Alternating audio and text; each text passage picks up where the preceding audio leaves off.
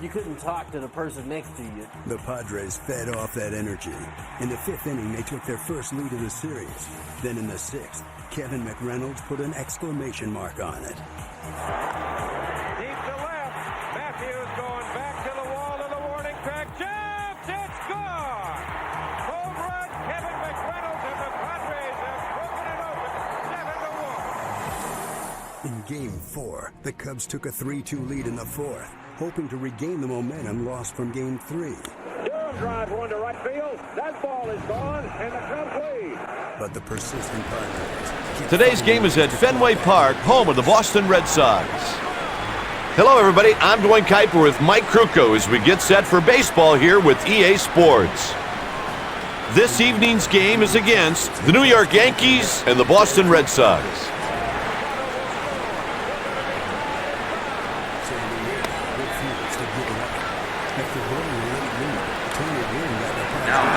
Ramos steps it into play.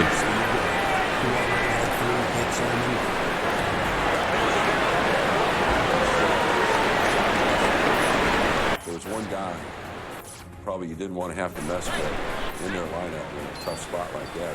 I picked Garvey. He got a way of rising to the occasion. Deep right field. Way back. Cutter going back to the wall. It's gone! Home run, Garvey! And there will be tomorrow! The roar of the crowd as Garvey's ball goes over the wall. That roar Strike that one stayed to with start me. the game. This field is in pristine condition. Who played on that team could talk about that roar. Anybody who was in the ballpark that night could talk about that roar. That one's hit high and deep and Almost gone. froze in A midair. home I run. lifted up my arm and fish, and we were on our way to Game 5. Well, the batter knew as soon as he hit the ball was going to get caught. As good as the An next day's impressive swing starting of the bat. pitcher. And in Game 5, the Cubs had their ace on the mound. Rick Sutcliffe was going. You know, he was 16-1. He'd already beaten us once in Smollenberg game is next one. up. And again, like the Cubs had done. Here's a righty that has pretty good success against right-handed He pitching. rushes that one. Deep right field. Wind going back. This ball Sanchez throws strike one. That's hit well left field. Down in the corner. Martinez The count's even at one. The guy does not have a real live fastball. Jody Davis. 3-0 Chicago. We come to the bottom of the 6th inning. And This pitcher for has whatever one reason, solid pitch and all he throws it a 62,000 bunch. people decided at that moment they were going to get up on their feet and try to help us get back in the game. That's some serious heat. 96 mile an hour on the gun, but it misses for a ball. Feeding off the crowd, San Diego chipped away at the Smollenberg lead. sends this one Scraping over to together third. 2 runs in the 6th, fixing the deficit to 1. Suddenly, Barnes is the next hitter. For Cubs fans, there was a sinking feeling of inevitability. He And delivers. in the 7th, that feeling became a reality. Ground ball. Misses for a ball. We're tied at 3. I'd seen Leon make that play many Just got a times. piece And- of that and one. Even if he didn't make the play, just to have knocked it down, then the time run possibly would still be at third, and I'd have a chance to hold a lead. But there was just so much momentum in that ballpark. The count's 1-2. Terrific pitch there, partner. He put the fastball right where he wanted for a called strike. And later in the inning, with 2 men on, Gwynn got Sanchez his shot. delivers a fastball out of the zone. And best I'm pitch just is looking heat. for He throws something it I can off. hopefully drop. And he got him swinging. Well, you talk about making a good pitch. Right there, he was really backed up against the wall, and then he digs deep, makes great pitches, and gets the I hit it strikeout. good, but when I hit it, I thought, oh boy, that's a double play ball, righty field. Then I look up and the ball's rolling in right center field. The next thing you know, both runs had scored, and I'm standing at third base next to Ozzie Virgil, and the place is going bonkers. The Padres. 3 runs. Here in the bottom of the 7th. Leading 6-3 in the 9th, it was now clear who If was it the stays team of fair, destiny, it's got the as the distance. Padres' prayers were being And answered. it's just foul.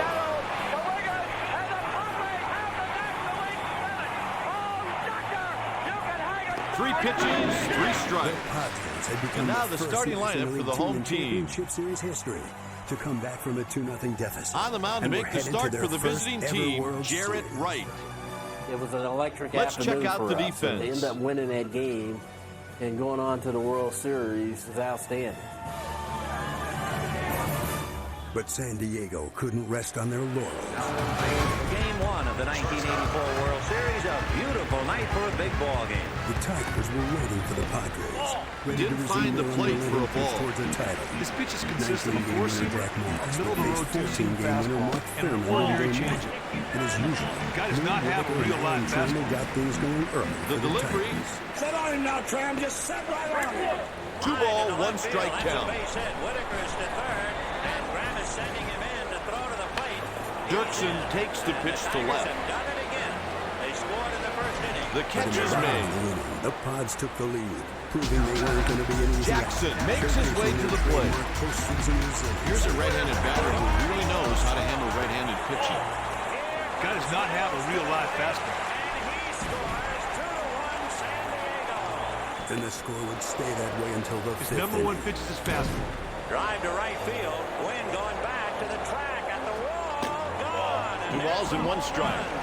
Sometimes you try to make a hitter With chase a your one-run pitch. lead, It's exactly what Jack you saw Morris right there. continued his postseason success and went the Breaking distance. ball is inside. This ought to do it. Sometimes you try to make a hitter chase your pitch. It's exactly what you saw right there. San Diego. Jack And he Morris takes the goes walk. all the way. Hey, partner, he showed a lot of In patience in game that 2, AB. the He Tigers took continued and their took season until he finally got long his script quick of pass. jumping out early with 3 The next runs in batter the is first. Miguel Cabrera. And that's hammered to right center field. That's a base hit. And for the fourth Strike and a time in changeup. No balls and 1 season strike. games, the Tigers have taken a bite out of the opponent. But again, the Padres And now he responded. falls This behind, time, a 0-2. spectacular relief from This the righty has bullpen. control problems that In on the occasion fifth, will they lead cut to it base on into balls. win. Pinch hitter Kurt Bavacca, with only 9 RBIs all year, stepped to the plate with 2 runners aboard. They check down at first. Strike 3, he got him.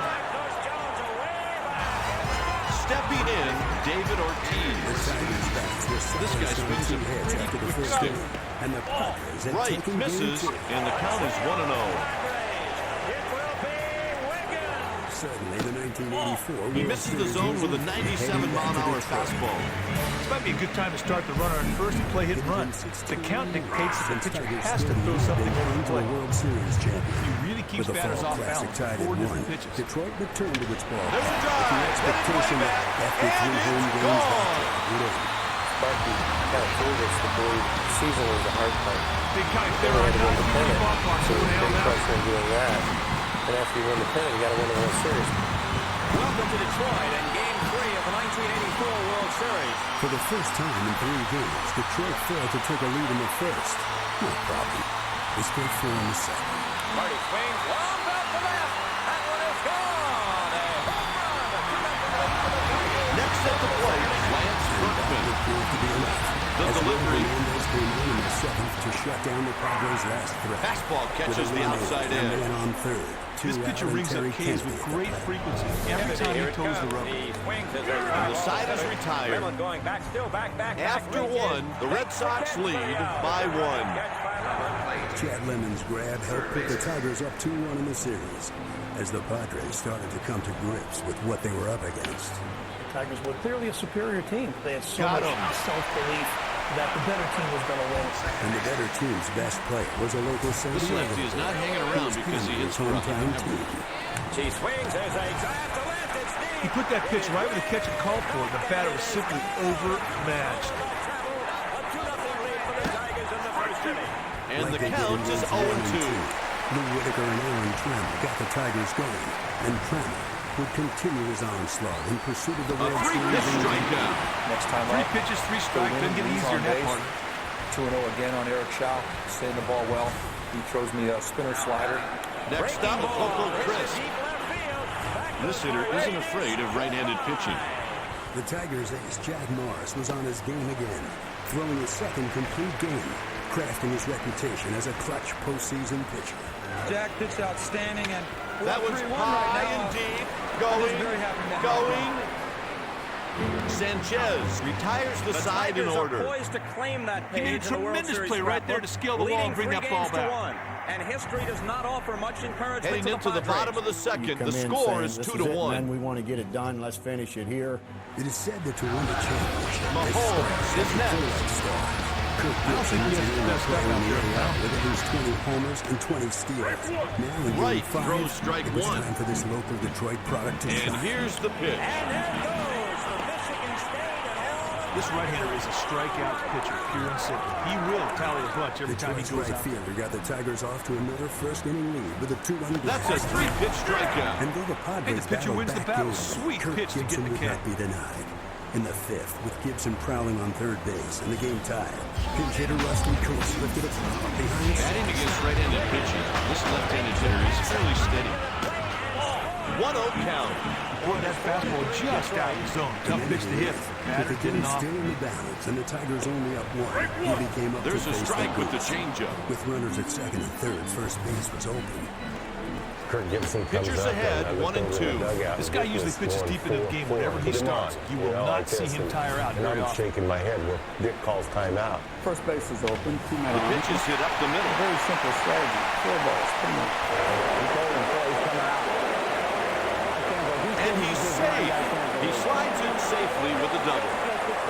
Good swing, good hustle, and a little luck contributed to the extra base hit. Super job. Up next, Manny Ramirez. I looked over at Sparky and he said he didn't want to walk in. Right, misses 1-0. I'm thinking, no kidding. He thinks he's going to strike me out. Gosh, you're saying I can get it. Misses for a ball. We'll see. This righty I has one just got pitch which looking will up throw in the in right any field count. pitches there. I was thinking, this is And the the World Series, pitch. this is when it counts. And I'm going to get you. There's a strike. The scouting report tells me that runner will not be rounding third on a hit to right field. That guy out there's got one of the best arms in the league. And he's got it. Detroit still there he is. Kirk Gibson has 5 RBIs. Gibson's home run sets That's the one heck of stage a for the catch. Tigers' What a tough first play. world championship since The next batter is Johnny David. Runner on second with 2 down. Throws it over for a strike. This guy's a strikeout pitcher, pure and simple. Gathers it in with his glove. It's interesting That's to the see final how out of the they inning with a react runner when they stranded win on the series. second. To me, With 2 one of the innings most played, class the teams score and is people 2-1. that have ever been around. The euphoria of 1984 This right-handed celebration, hitter which usually shines a performs lasting well legacy when there for are Tiger right-handers on Stadium, the mound. honored one last time on the eve of its closing in 1999. Great pitch. He hit the corner. Terrific pitch there, partner. Hit the fastball For right the where he wanted it Padres, for a called who would strike. also finish the century without a That title, will fall in for a base hit. 1999 marked a milestone in the brilliant Hall of Fame Base hit to career lead of off Tony the inning. Gwynn. That's what I like about this guy. He always gets it done. You ask him to get Dwight something Gooden done, would not boom, have to he work delivers. for his record accomplishments. Runner on first In just with his no sophomore one out. year, He pitched tries one of to the push greatest bunt. seasons the game has witnessed. And for the Royals, If that's his best effort in the sack 1985 bunt, would also then be I a suggest banner he year, swing next as the team thought to be in transition in 1984, made the transition He puts in it away in grand foul style. territory. The Kansas City Royals are the 1985 World Champions. In baseball, winning the World Series can turn players into heroes. But for the 84 This guy will punch Tigers, out it's more more than a few batters each time he It's starts. how they started. We're going to be remembered for a 35-5 start. Sanchez misses, and the count evens at 1. 20th century. The defense would be wise right here to move into double play most depth. special year in my career. Strike with a fastball. He showed excellent command with that pitch, a strike right on the edge of the zone.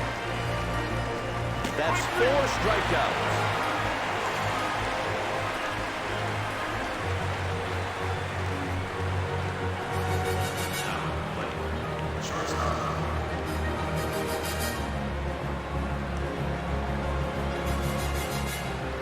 There's a runner on with 2 down. Sanchez delivers, and it's 1-0. Walks are few and far between when this dude's on the hill. Strike with a 97-mile-an-hour fastball. The pitch.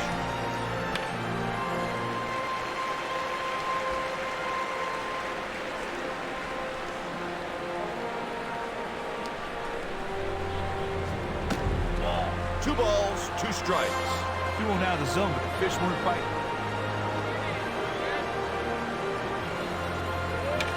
The pitch is pulled out to the left side. And he's out.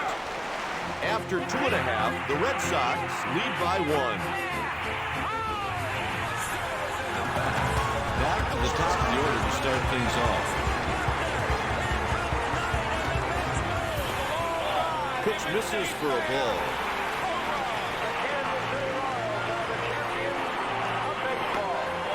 Right, falls behind 2-0. Sometimes you try to make a hitter chase your pitch. That's exactly what you saw right there. He misses the zone with a 97-mile-an-hour fastball. This guy will punch out More than than any other each time he sport, starts. baseball is rooted in He puts history. the first runner There's on something with a walk. special in the battle Oh, it's between too bad he pitcher and watched this batter. guy. He just lets him A get away. timeless showdown at 60 feet 6 Jackson inches. comes to the plate. The feats of both hurlers and hitters came to a peak in 1985. Manley struck one down the line. This dude just knows For how to steal 56 that. years, one of the game's greatest records had been Ty Cobb's all-time mark of 4,181 career hits. But since 1963, Pete Rose had piled up hit after hit. And by 1985, he began the season only 94 behind.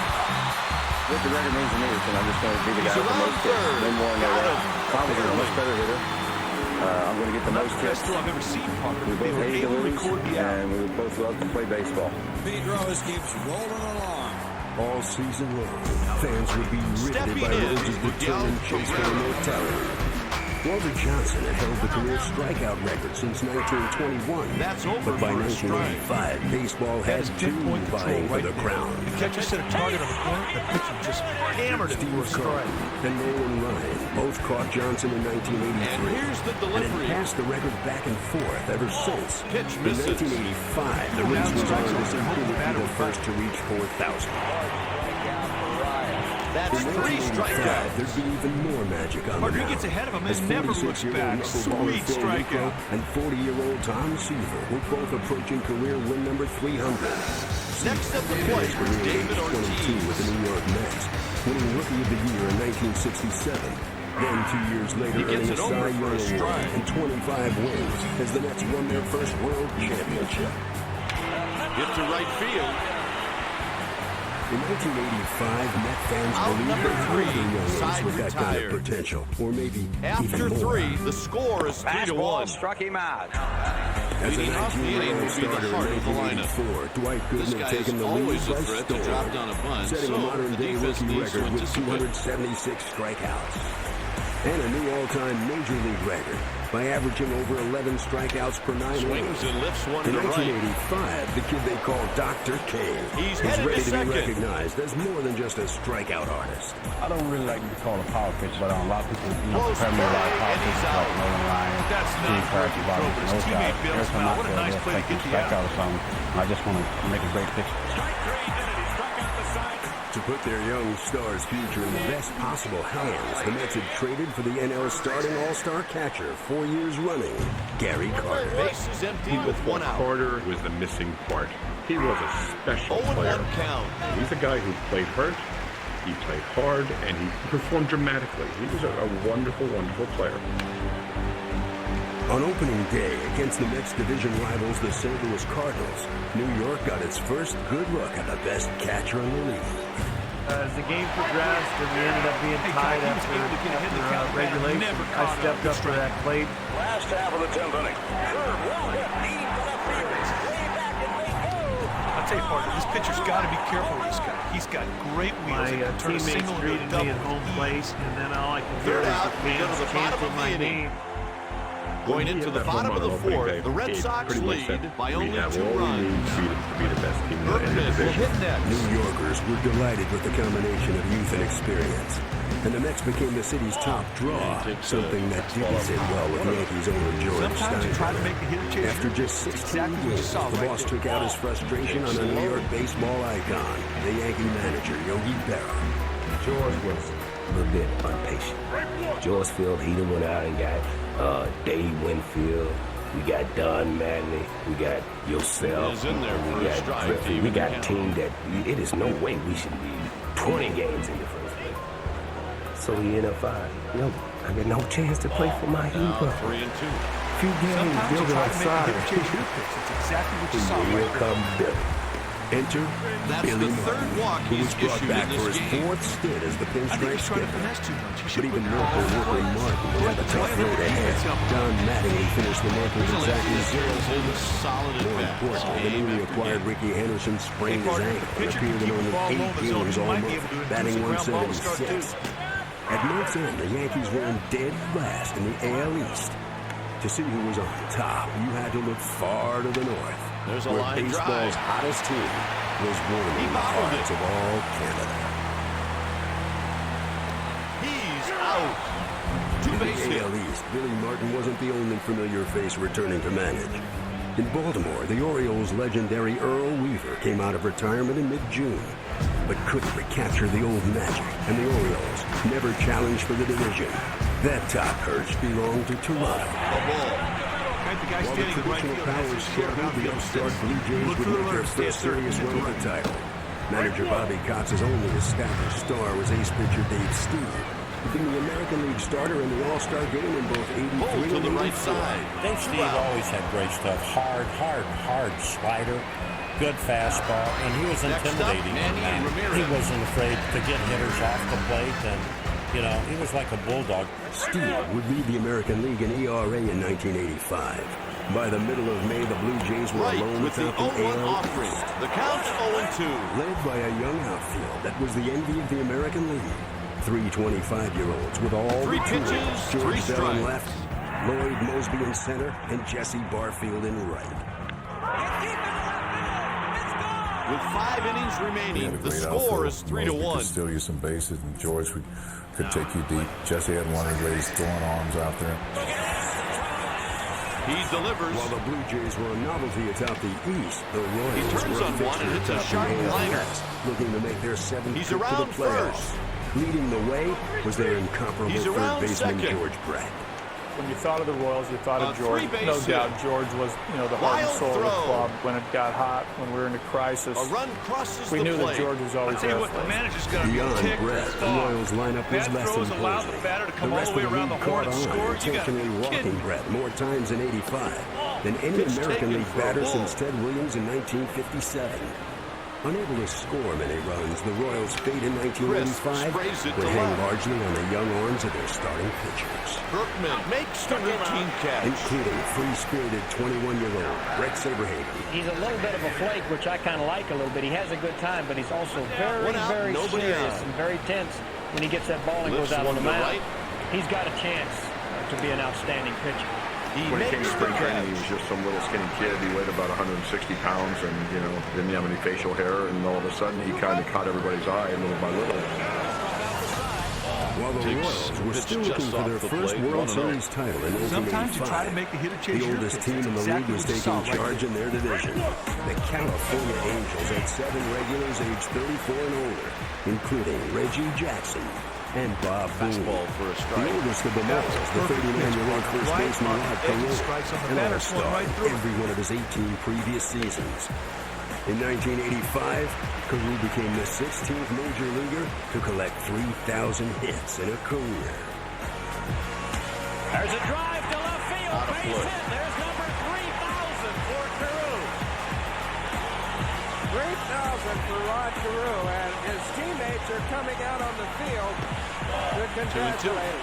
That changeup sold Carew's way out of milestone strikes, and it came was on an the easy same take day for as the that of hitter. another future Hall of Famer, Tom Seaver.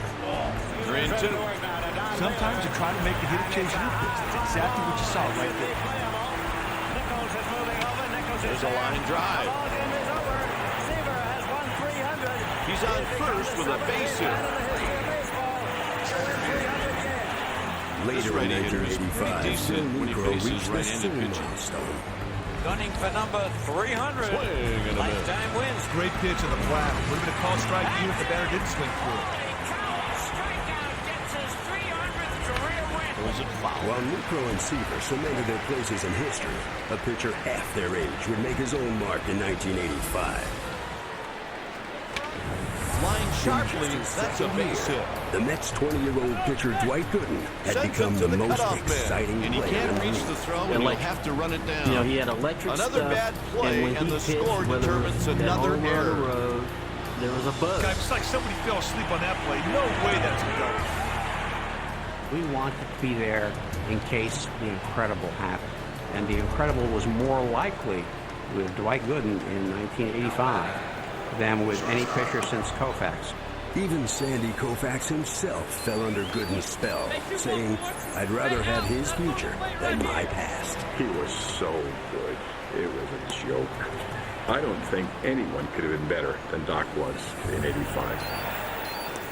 One of their stronger bats is on deck. He had a fastball no one else had, mixed with a curveball that no one else had. Composure is the word I think about with him, because that year, with all the fuss, and when you faced him, the world was watching. And you know what? Didn't bother him at all. Jimmy Fry, when he was the manager of the Cubs, fell with a microphone, said, "So Jim, Dwight Gooden was quite good today. What do you think of the young man?" That takes care of the side. Microphone out. And Jim says, "Poise. Poise. I'm 53 years old. I've got poise. What I don't have is a fastball and a curveball that can kill everybody." Gooden had the Mets feeling like world beaters. The greatest challenge in the NL East in 1985 would be the St. Louis Cardinals. The Redbirds built their team around speed and defense, playing Whitey ball, named after manager Whitey Herzog, and best personified by center fielder Willie McGee, who would steal 56 bases while winning the batting title and a Gold Glove. Whitey put together a ball club conducive to our ballpark. He wanted to put together a ball club with speed, guys who could hit the ball on the ground and run. And then we had Big Jack Clark in the middle to try to salvage things at times when necessary. Jack Clark had come over in an off-season trade with more career homers than the rest of the Cards' 1985 regular lineup combined. Here's an example of a guy who loves facing right-handed pitchers. But the key addition to the roster was a little-known speedster who didn't even make his big league debut until the second week of the season. One ball, one strike. They set that defense double play depth. So they get a ground ball right here. They might get 2 stolen bases, the third highest total in modern history. Going into the ball game, your thing was to get on base. It was so much fun by being on out that of the team zone. That's a ball. because we was playing as though we was playing in the park or in high school. And here we are in a major league setting, and it was almost like a track meet every day. There's a rundown play to beat all rundown. A double. As exciting as they were on the bases, was able the to hit it Cardinals to in a perfect spot for the 1985 were that rarest of teams that was equally exciting to watch in the field. And it all started with the Wizard of Oz.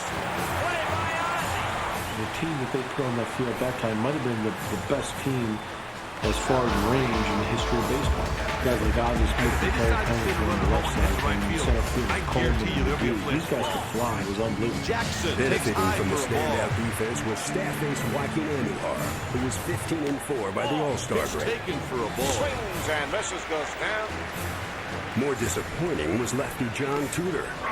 With his third team in 3 years, Tudor looked like he was becoming a journeyman pitcher, starting 1-7 for the Cardinals. But a phone call from his high school catcher turned his season around. It mentioned something to me that a little part of my delivery has always been there. It wasn't there at this particular time. And just worked at it, changed it, and I think that changing that just kind of changed a few other things, and things have just kind of fallen into place since then. On June 3rd, Tudor won his second game of the year, defeating the Astros man. Both pitchers would go on to make history during the 1985 season. Well, the story in tonight's game, 6 strikeouts by Nolan Ryan. He needs 1 strikeout to be the first man in the history of this great game to have 4,000 strikeouts. The Mets' Danny Heap would have the dubious distinction of being linked with Ryan in history. This crowd is getting up all the way around. And on 3 pitches, he's gone. Ooh, this guy's had a rough day, man. That strikeout just gave him the hat trick. Baseball's summer of 1985 Stepping had in, made a David Ortiz. once-in-a-lifetime moment. On June 11th, the Phillies' Von Hayes became the first major leaguer ever to blast 2 home runs in the first inning of a game, leading the Phillies to a 26-7 hammering of the Mets. Out of the zone, that's a ball. This is a great opportunity to score a run with a fly On ball. July 4th in Atlanta, the Mets were involved in some more bizarre baseball. After 3 rain delays, the calendar had moved on to July 5th, with the Mets taking an 11-10 lead to the bottom of the 18th. When the Braves had to send pitcher Rick Camp up to the plate, with his career batting average of 0. We have no pinch hitters left. We've used up all of our bench, so there's nobody left to pinch hit. Deep fly ball should be good enough to score that runner on third base. And he is at the deep 1-2 the count. He goes back. It is gone.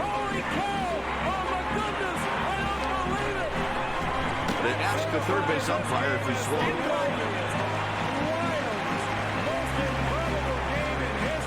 The only home run of Cap's 9-year career sent the game into the 19th inning, at which point he promptly took the mound and surrendered 5 runs. And that's ultimately won 16. They were able to take advantage of the control powers of the fireworks to go after the freebies. Which probably should have been canceled because it was almost 4 o'clock in the morning when the game ended. We woke up the entire neighborhood. In the summer of 1985, the most explosive player in the league was the Yankees' Ricky He didn't go Henderson. through the zone with that swing. He dominated games as much as you would ever see a single player dominate games. Henderson became the first major leaguer with 80 steals and 20 homers in a season, and the only everyday player since 1939 to tell you more runs scored. Here comes a new pitcher. That's the main thing. That's why I love to get on base so much, because I have the guys that can knock. You got the big guys that going to make contact. I'm usually going to score a lot more runs just by the guys that are hitting behind me that can't drive the ball in. The key man batting behind Henderson was the defending AL batting champion, Don Mattingly. Regular players, you might have a period of time where you're in a zone. You might carry the team for 2 to 3 days. If you're an all-star, maybe a week. On the ground. And if you're a Hall of Famer, maybe 2 weeks. And Don Mattingly was in the zone that whole year. And Mattingly hits one out of here. Mattingly's 145 RBIs were the most by a Yankee. With 4 innings remaining, Boston leads by 4. Mattingly was phenomenal. They were just Barnes comes to the plate. The stuff he put up, and he was just so consistent, and he competed, he battled his brains out against it. Holy cow, Mattingly is unbelievable. It wasn't Don Mattingly was a great player during the mid-'80s. It was Donnie Baseball across the game. Ground ball to the second baseman. Don Mattingly was baseball. Base hit to lead off the inning. Mattingly, Henderson, and the Yankees stormed out of last place in May. This batter faces a right-handed pitcher. It's in the like hitting East. off a tee. By late summer, pennant races and once-in-a-lifetime moments would be Hey, partner, happening in if the pitcher all can 4 keep the ball low in divisions the zone, he across might the be able to major produce a leagues. ground ball to start, too. That one In just Cincinnati, missed. Pete Rose continued to chase down Ty Cobb's record of 4,191 career hits. By September, the whole city was counting down together, and Reds owner Marge Schott planned a big celebration at Riverfront Stadium for the big Deep fly moment. ball to left Trouble field. was the Reds were on a Berkman road should trip, have no and their problem. player-manager kept playing and kept getting hits. Hey, partner, you may not want to think about this game for a while. It hasn't exactly been a shining shy moment. of setting a new record. Rose lines one, base hit. Rose platooned himself with Tony Perez, Just playing out of the himself fielder's against reach. righties and Perez against lefties. On the last game of the trip, left-hander Steve Trout was scheduled to start against the Reds, meaning Rose would have the day off and would return home to try to break the record. For the game, they come down and told me that Trout wasn't pitching and Patterson was, and I had to put myself in the lineup because that's the way it was. You can't say, well, I'm going to save it and get the hit in Cincinnati. Off of right-handed Reggie Patterson, Rose singled in the first for number 41. It deflects off the fielder and gets In away. the fifth came another single to tie That's Cobb an at infield base hit. 41.91.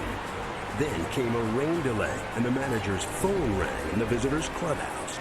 Marsh called him and asked him to take himself out the game.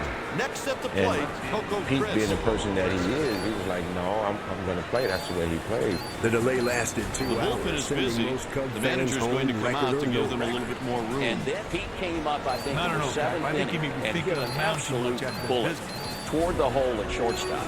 A ball that pitching maybe change with will be somebody made. else playing Dempster shortstop, he comes in would to have try to beaten it out provide for some the relief. record-breaking hit. I got lucky, or I'd have broke the record in front of about 1,200 people. Or Marge would have been really mad. On September 11th, with a righty on the mound against the Reds at Riverfront, the stage was finally set. A standing room only crowd in Cincinnati on its feet. First inning, Pete Rose against Eric Shaw. 2-1 pitch from Shaw. Center. There it is. Rose has it. A 3-pitch strikeout. 3 pitches, 3 strikes. Doesn't get easier than that, partner. I carried on just like it was regular business. I made the big turn at first. Realistically, if you want to know the truth, if it had been 1 out or 2 outs, I'd have went to second. And I'd have made it. Swings and I'd have made it misses because for a I knew strike. the ball hit the turf, it was going to bounce up. Now, Martinez had to jump up, and no one's going to jump up and catch a ball and throw me out at second. The 0-1. It's just not going to happen. But because The pitch there's is no taken outs and out I'm to leading off right. the game, You have to play the game the way it's supposed to be played. The bottom of the inning. He didn't get all that ball. Fielder strode when I'm over, at first got under base it, made an from easy that play. ovation was the only time in my life I was ever on a baseball field. Going into the bottom of the sixth, the score is 6-2. And I don't think anybody in their right mind ever expected anybody Next up, Manny to stand up for 9 minutes and give me an ovation. And for him to cry like he did, which Pete Rose never, ever did about anything, it was just a night to remember. It broke me down, but it took 9 minutes to break me down. That's a pop-up. If they had sit down after 7, I'd have never broke down. This one is it took that extra foul. 2 minutes. Then you start thinking about everybody here's the delivery. You being there. The Little League coaches, they're gone. That one's your high school foul, coaches, but there's you some know room he's to gone. make a play. Some of your minor league foul coaches, they're territory gone. makes Your father, the catch. who mentored you, he's gone. David and you hits start his thinking turn about at all bat. those guys. That's what brings the tears to your eyes, because you're thinking about all the people that Pitch should misses be for a there, ball. that couldn't be there because I played so damn well. With Cobb's time-tested record finally Out of the broken, zone, that's fans a could ball. turn to the exciting pennant races of 1985. Only in the NL West was there a runaway. The Dodgers pitching staff, boasting the major's lowest ERA, included Fernando Valenzuela, at 24 years of age, already an All-Star 5 times, and in his first season as a full-time starter, Oro Hershiser. Swing and a miss, and he's looking takes the walk. In the NL East, Doc Gooden finished even stronger than he had started, incredibly allowing no earned runs in all except Dirksen steps and into as the the batter's Mets chased box. the Cardinals, St. Louis was witnessing He's its breaking own for astonishing second. pitching display. That's a stolen base. On June 1st, John Tudor had 1 win and 7 losses. You get a big Over the lead rest of the and stole it season, easily. Tudor won 20 games and lost only 1, throwing 10 complete game shutouts over his last 26 starts. Tudor's Cards and Gooden's Mets were on a collision course for October. While in the Bronx, the Yankees were on fire, cutting the Blue Jays' lead in the AL East from 9.5 to 1.5 games. See at the plate. He's rounding third. And the run comes home. Never That's an before RBI had both double. New York teams been so close, so He late in does the a great season. job of knocking the run. And look at this, they're still Never threatening. quite catch Toronto. Though Mattingly finished strong and was named league MVP, the Blue Jays kept their hold on first infielders place have from to the be middle of thinking, May ground ball to the left to side. win the Look the runner franchise's back first on the ever first. division Ground ball to the right title. side, just go to first.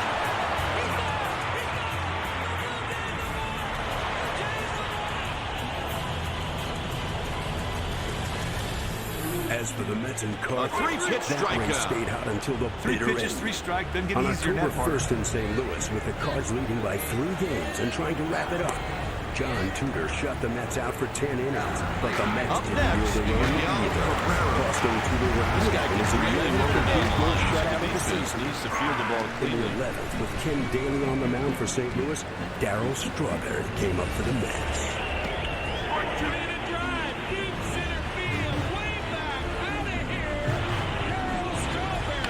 Strawberry's towering homer cut the division lead to 2.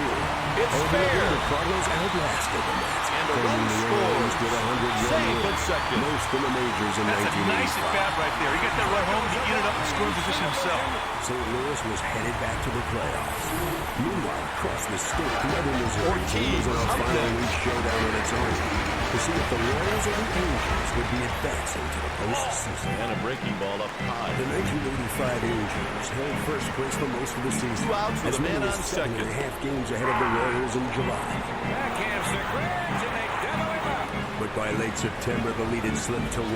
A They 4-game checked down set at in third. KC would settle it. I feel No pretty good. swing. We've got 4 games left. We're even, Steven. We've got 4 games at home. Hauser had confidence. He also had George Brett. Facing him, and most left-handers didn't like facing him, and I was no different. Strike 3 sends him And I back hit to a the home run dugout straight away with center nothing to field, and show all for of a that sudden it was AB. like, man, we can beat these guys. And deep to right center field. Well, George, I can honestly With say 3 was the innings best remaining, clutch the player that I score ever is played 8-2. with, and probably the best clutch hitter that I've ever seen.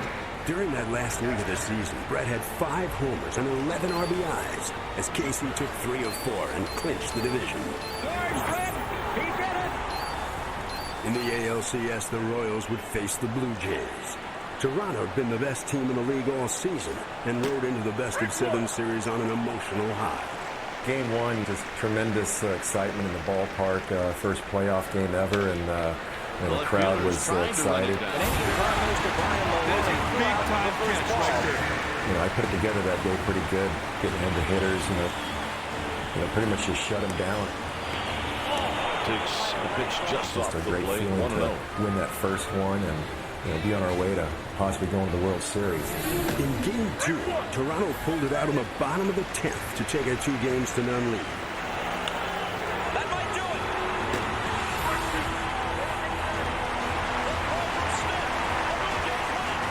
The loss was a record 11th straight in the postseason for the Royals manager Dick Falls behind, makes great pitches, however, comes all the way back and hits the striker. Never wavered. We used to have an expression, play the game hard, play the game right. We got the talent here, and as a result, we really didn't panic. We can get it going. One game can turn this thing around. Tonight could be that game. And then we get back to Kansas City for Game 3, and I had the best single game I ever had in my life. A ball and a strike to Brett. Well hit, deep right. If it stays there, the Royals are on. They pitched him, which was outstanding for us because he was the guy we obviously always counted on. But you knew that other teams knew that too. Brett almost single-handedly built and protected a 2-0 lead. And after Saberhagen surrendered 5 runs in the 5th, Brett came up again. Wilson at first, nobody out. Well hit to left center. Back goes Mosby. Hitters count 3-1. He's hitting .391 with 2 long balls and 6 runs batted in. Tied the score. He finished 4 for 4 with 4 runs scored and 3 RBIs should have in the no Royals' problem, 6-5 and the win. side is retired. In Game 4, the Royals took a 1-0 lead on their over the feet. Yankees, Time for the 7th inning stretch. Yeah, I could use a bit of a break.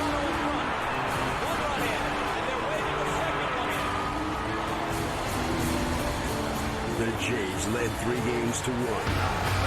The next batter is Lance elimination. The Royals gave the ball to Danny Jackson for the first of 3 must-win games. Jamie Quirk always came to me when I'm stretching on the table, and he said, "No, DJ, don't worry about it. You pitch a bad game, we go home."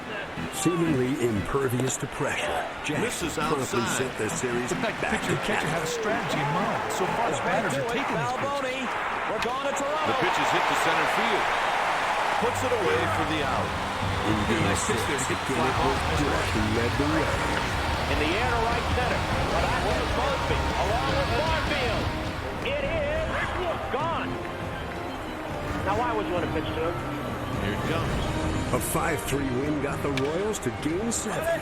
The Blue Jays didn't seem ready. I didn't think I was going to have to pitch again, and they battled back though. Next thing you know, it was 3-3, and I was getting started for the last game. The bases are loaded. Sundberg Misses outside. In the air to right. Barfield going back.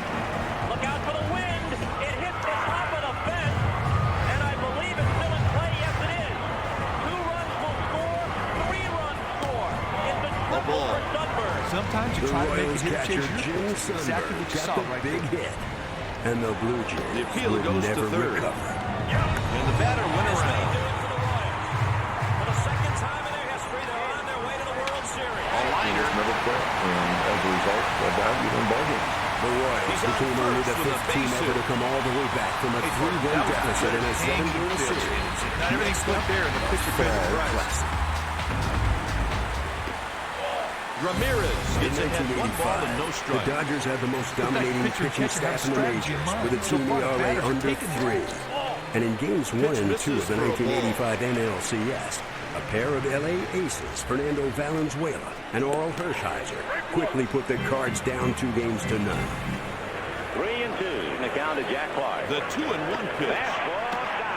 Whenever 3-1, Fernando a hitter's pitch. Hershiser was hitting his spots, it made it very tough to hit. But we was able to come together once we came to Busch Stadium.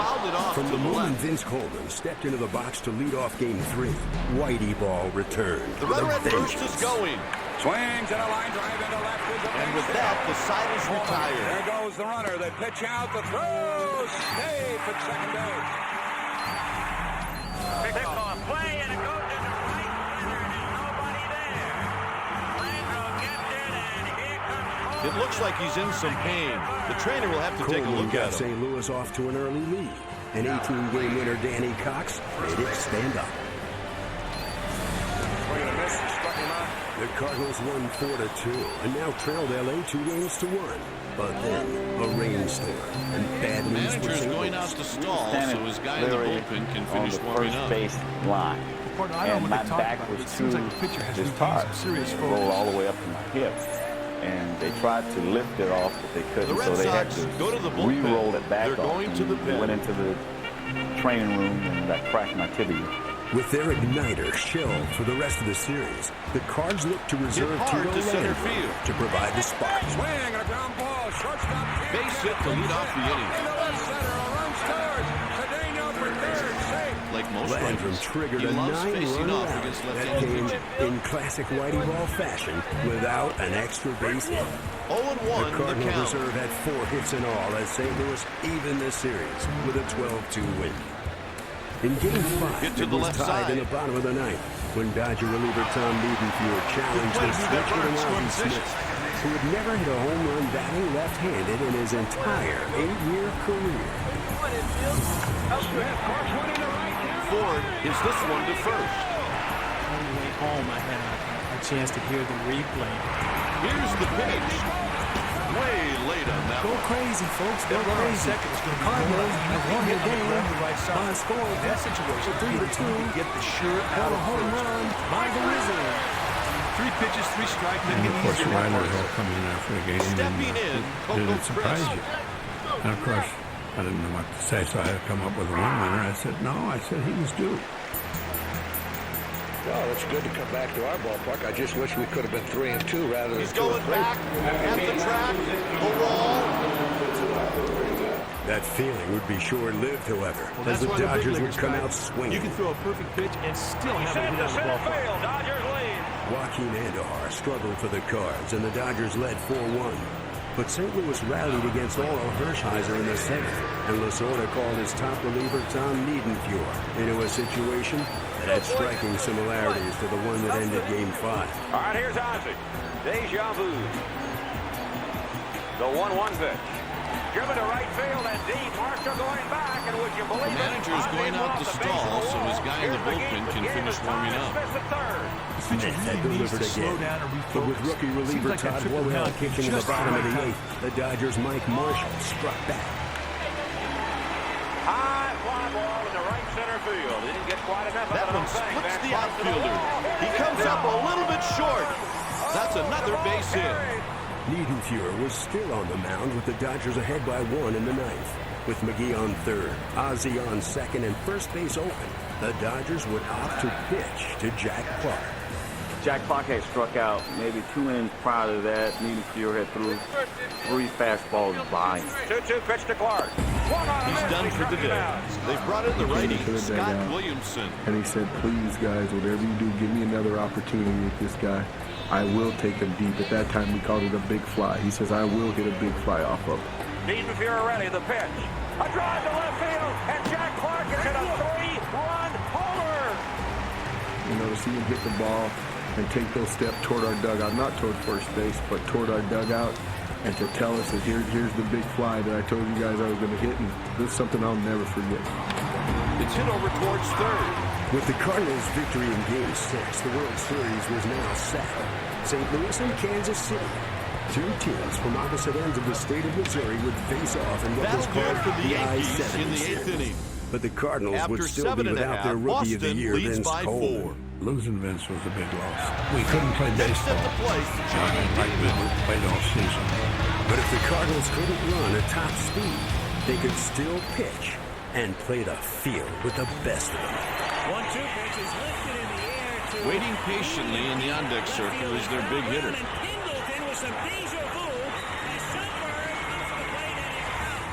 Terry Pendleton helped John Tudor win the opener. In Game 2, the Royals' Charlie Lebrand nursed a 2-0 lead till there were 2 out in the 9th. 2 ball, no strike count. He swings and grounds it. Here's the pitch. Clark's hit made it a 2-1 game, and the Cardinals kept coming. It's hit out to right. Landry's puts throw it away. with runners at second and third. Liebrecht walked Cesar Cedeno intentionally to load the bases. The whale saved champ Dan Quisenberry was loose in the pen. Hauser left Liebrecht Yerksen to face takes, Terry and it's ball one. He swiped 5 bases. And the count is 2-0. Sometimes you try to make the hitter chase your pitch. It's exactly what you saw right there. Pendleton's Inside bases for a ball clearing with the double gave the slider. Cardinals a 4-2 win and a 2-0 lead in the series. History was seemingly not with the Royals. No team had ever won a fall classic after losing the first 2 games at home. Ball 4. Oh, it's too bad he walks this guy. He just lets him get away. The Royals had lost the first 2 games of the 1985 World Series at home, but manager Dick Hauser and his team had been down before. Dick never panicked. You know, whatever the situation was, he would just say, we'll get it done. With a steal. The runners in the corners now. That's what happens when you let a base runner take a big lead. That was no contest. Easy bag. Goes back, but watches this one go out of there. And it's 4-0 Kansas City. The infielders have to Down think 2-0 in ground the ball on the series, left the side. Royals Look would the have to runner get it back done on in to St. first. Louis. Ground ball on the right After side, just staking go to their first. young ace to a comfortable The lead, catch is made by the Saberhagen second cruised baseman. to a win. That's a great play and a very tough line drive. That's one of the toughest balls in baseball to the judge. Cardinals shutout king John Tudor, With who 1 blanked inning the Royals remaining, 3-0. the score is 8-4. St. Louis was now 1 win away from the title. The top of champagne the was order on will be up to ice, start and the the city inning. was ready to celebrate. This is it. They're going to have Getting to into create some game offense in a 5, hurry. I'm walking around St. Louis, and I see all these World Series champions, St. Louis Cardinals, and it was my wife and I turned to my wife and said, they haven't even won the game yet, and they're already considering themselves champions. I said, it's not going to happen. We still felt that we could win. For the second straight series, Danny Jackson would start a must-win Game 5. But it was the Royals' offense that would be the story early on. Now they are waving in Sunburn. Here comes the lead. He must have missed the tag. And he'll argue, and here comes Herzog. A 3-pitch strikeout. Became frustrated in Game 5, while the Royals methodically put up runs. That's hit toward the gap in right center field, and that one is up the gap. And beyond Milano will come to score. Solo Smith. Wilson has at least 3, and he will stop at third with 4-1. Danny Jackson went the distance for the Royals in a 6-run Grounded win, to third. and they returned Smollenberg home gets for one Game through the 6, hole. still trailing 3 He's on games to 2. first with a base hit. Kansas City, here we come again. In Game 6, Danny Cox and Charlie Liebrecht kept the game scoreless into the 8th before St. Louis pinch hitter Brian Harper pushed across a rock. A little soft looper, and it's into center for a base hit, and the Cardinals take the lead. In my mind, the game was over. For the defense that we played and with the guys that we had in the bullpen, we felt like this game was over. Rookie reliever Todd Worrell faced pinch hitter George Orta to start the He ninth. may have been injured and on the what play. followed Let's hope it's became the not too turning point of the severe. series.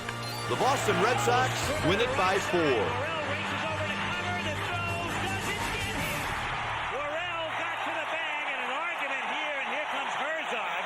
First base umpire Don Denkinger made one of the most scrutinized calls in baseball history. Well, if you were there, it looked like he came off the bat. It happened fast, and it wasn't until you could slow it down, or freeze frame it, and show the picture that his foot was on the bag. After that call, the Cardinals came unglued.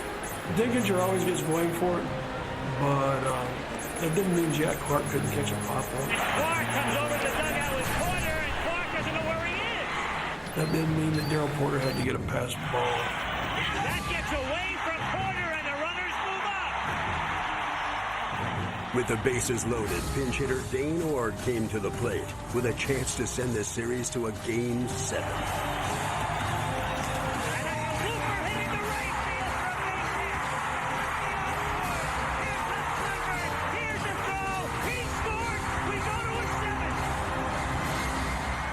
The Royal Reserve became a hero with a broken bat and a broken nose.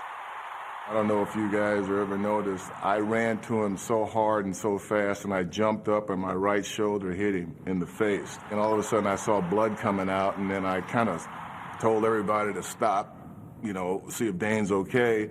And then as soon as we all stopped, he started yelling again, so we all started hitting him again. Meanwhile, the Cardinals couldn't stop thinking about the controversial play that started the rally. In so many ways, we felt like the World Series should have been over, and that an umpire took the World Series from him. Good excuse. I don't believe that, but at the time, I think I was guilty of believing that, like everybody else. We came out that 7th game, and I can't explain it, but I think it was the feeling on our side that it was over, that we were going to win. I don't know. We seemed to feel that they knew that too. Even with John Tudor on the mound, it soon felt like it was just a matter of time. And Motley drills it to deep left field, but hooking it in, and that one is foul. Darryl Motley almost broke the ice. Then, one pitch later, the Royals took the lead for good. Balboni is going, and the pitch is again drilled to left field, hooking down the line, The hitting barrage had begun, and Tudor would be gone in the 3rd. I'd say we started celebrating that game when it was about 6-7-0 in the 5th. We're up big. I can remember George on the bench saying, "Let's get this thing over with. Let's celebrate. Everybody start making outs. Let's go. Let's get this thing over with." By the time it was 9-0 in the 5th, the Cards couldn't get anyone out. Herzog looked to Joaquin Andahar to put out the fire, but he only fanned the flames. I called down the bullpen, and I said, "Joaquin, you're the only guy I got down there." I brought him in, and he threw a borderline strike. Denkinger, of course, had a bad night because everybody in the world knew he missed that play at first base. He goes out and starts chewing Joaquin out. And then I went out and I told him down, I said, "What's the matter?" I said, "Get back behind the plate." He said, "You know, if you'd have done your job last night, we wouldn't be here tonight." And I got kicked out. Whitey's gone. You can see that coming. He went in the clubhouse and sitting in my office. All of a sudden, here comes Joaquin. He got kicked out. It might have been the worst night I've ever spent in managing a baseball team. It was the best of times for the Royals, for after 7 playoff appearances in 10 years, they would finally have their title. In winning their first and still only World Series championship, the Royals became the only team ever to come back to win after being down 3-1 twice in a single postseason. And as for George Brett, who had played the game with unsurpassed passion, team spirit, and skill for a decade, it was his crowning moment. The very next season, Royals' fortunes took a tragic turn, as their beloved manager Dick Hauser left the team having been diagnosed with a brain tumor and died the following year at age 51. George Brett played until 1993, his 21st Major League season, all as a Kansas City Royal. Brett would become a first-ballot Hall of Famer, joining other 1985 notables Tom Seaver, Phil Niekro, Nolan Ryan, and Rod Carew. As for 1985's most celebrated record setter, Pete Rose, he would play one more season, finishing his career with 4,256 hits, a record that still stands. 1985 was a magical summer when the generation's most talented pitcher made the future seem unlimited. And a team that embodied the true spirit of the game was crowned its champion.